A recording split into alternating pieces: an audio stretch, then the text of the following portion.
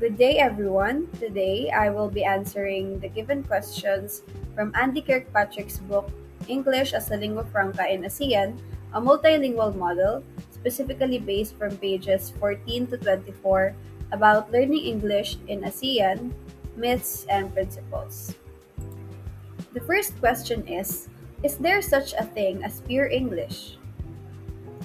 Ang lengguwaheng Ingles ay tinataram ning halos kadaklan na tao sa mundo, inhulita ini ang satuyang lingua franca o ang lengguwahe na ginagamit nganing maintindihan ta ang ibang mga tao na nakaistar sa ibang parte kang mundo. Sa sobrang lawak ang sakop ng lengguwaheng Ingles, nagresulta ini sa pagdakol kang bersyon kung paano ini taramon. Dahil digdi, di ita maaapod na igwang pure English o purong Ingles dahil gabos na lengguwahe ay dinamiko asin nagbabago habang naghahaloy ang panahon. Ayon ini sa pag-aadal na may titulong Research and Practice in English Language Teaching in Asia sa pahinang 14. Ayon sa sakuyang pagkakaintindi, sinasabi igdi na dai malilikayan na magkaigwanin halo o mga panibagong tataramon ang mainbento asin madagdag sa bokabularyong Ingles, mas lalo lang ining malawak asin madakula ang impluwensya kan lengguwahe. Sinasabi pa sa pag-aadal na ini na ang lengguwaheng Ingles ay hybrid o nabuo dahil sa iba't ibang lengguwahe kang ibang bansa. Arog na lamang kang tataramo na judo na halik sa bansang Japan, asin bungalow na halik sa bansang India. Sa paglawak kang inabot kang impluwensya kang lengguwaheng Ingles, naapekturan man kaini ang lengguwahe kang iba't ibang bansa, lalo na ang mga bansa sa Asia na bisto bilang rehiyon kung saan mayaman ang kultura, tradisyon, historya, asin lengguwahe. Ayon kay Carol Benson, mayroong tatlong mito tungkol sa pag-aaral ng isang lengguwahe. Una, to learn a second language, you must start as early as possible. Para sa akin, ang katagang ito ay talagang mito lamang at hindi masasabing totoo. Ngunit hindi ko rin maitatanggi na may mga tao na sa murang edad ay biyasa na sa wikang Ingles dahil maaga silang naipakilala sa wikang ito. Subalit mula sa aking karanasan, karamihan sa aking mga kaklase noong elementarya ay doon pa lamang sila natutong magbasa, magsalita at makaintindi ng wikang Ingles. Marahil noon pa lamang sila natutukan na matuto nito sa tulong ng mga material kagaya ng mga librong kanluranin, mga cartoons at pelikulang Ingles, at lalong-lalo na ng mga guro na gumagabay sa kanilang pagkatuto. Dahil sa karanasan kong ito, masasabi kong hindi totoo ang mito dahil kahit na anong edad magsimula ang isang tao sa pag-aaral ng bagong wika, ay maaari pa rin siyang matuto at maging biyasa, basta't mayroong sapat na material at gabay sa kanyang pagkatuto.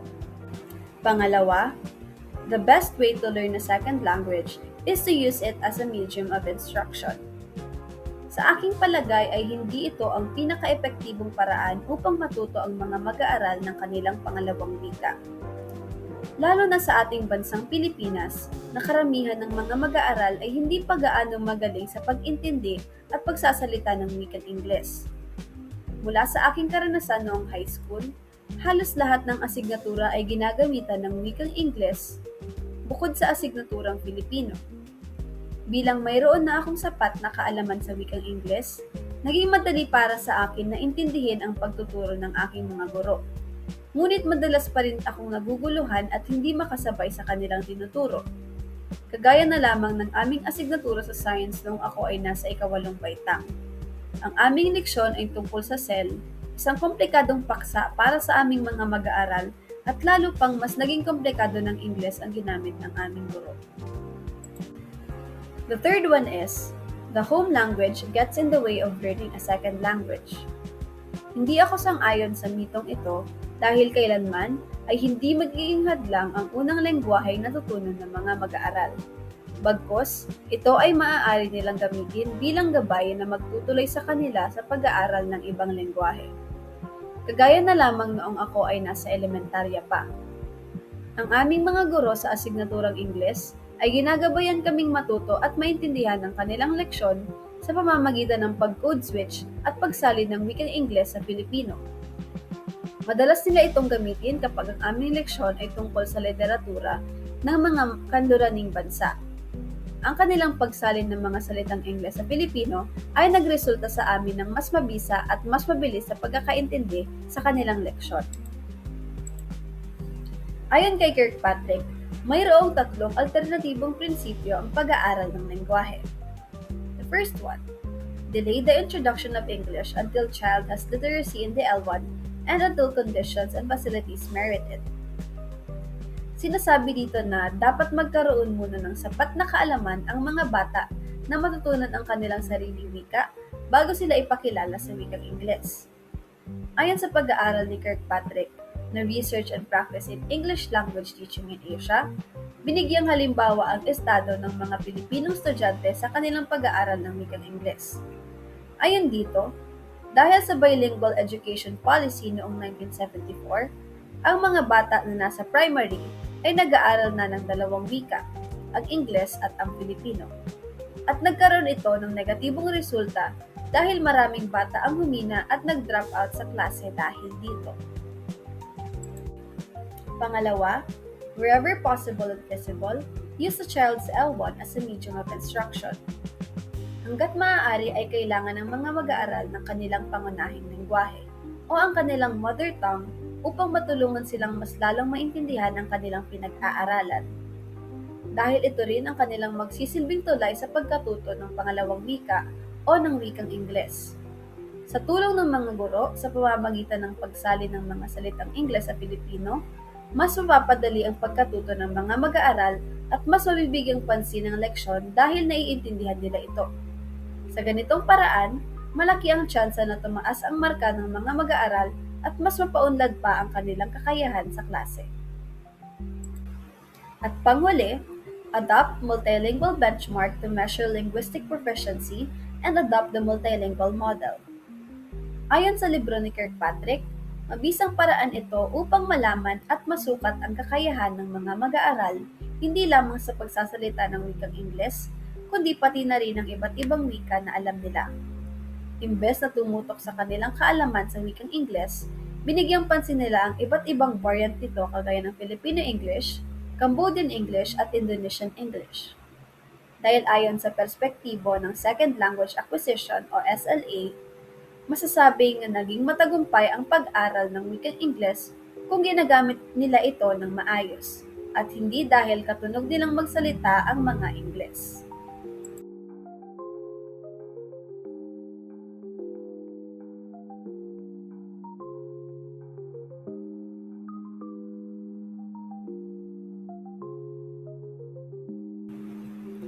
The rampant use of AI in academics is an issue that the educational system is facing. Students use it as their guide and teachers as their assistants. But despite its help, it is commonly being demonized because it can lead people to overdepend and limit their own critical thinking. Aside from that, some of the data that the AI is providing are inaccurate, just like their translations, since there are vast of languages in the world.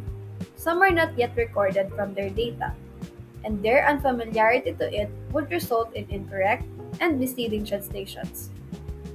For example, the Bicol Rinconada dialect and its speech register.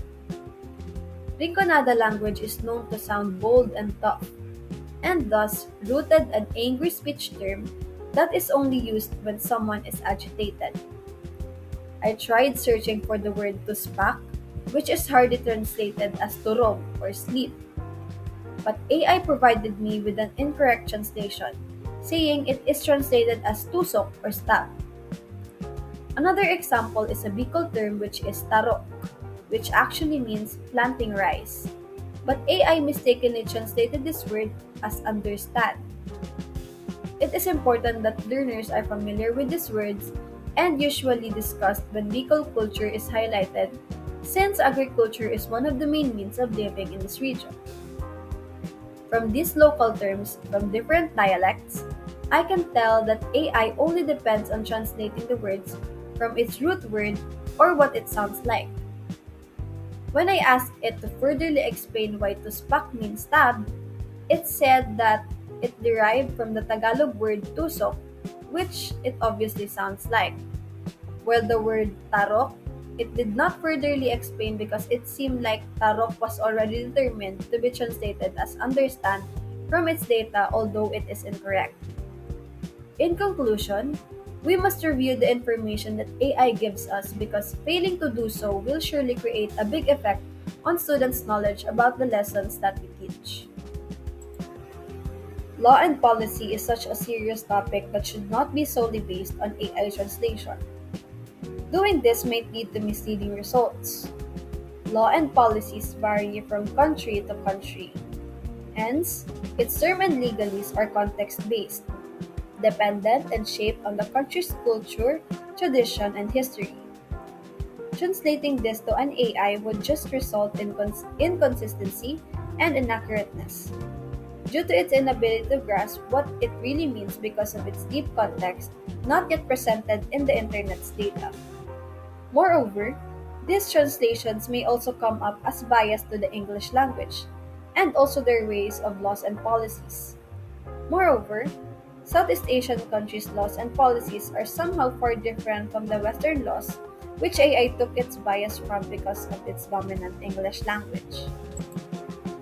The obvious danger of translating medical and health related terms on an AI is misinterpretation and incorrect diagnosis, which could affect an actual life of a person. But on the other hand, just like the laws and policies, the terms might vary from every country, and are also rooted from the country's culture, tradition, and history. Additionally, it is also shaped from the country's collective beliefs and norms, and these might also make it difficult for AI to translate. Like, for example, in the Philippines. Aside from nurses and doctors, Filipinos also believe in faith healers, and are widely believed to, especially in rural areas of any region. Terms like hilot, mangtatawas, and mangbubulong are usually associated with the faith healers despite their differences. And these terms are culturally embedded that finding its actual meaning and translation is not easy. In conclusion, there is nothing wrong with asking for assistance on AI, but in terms of medicine and health, we must furtherly and deeply research because a person's life depends on it.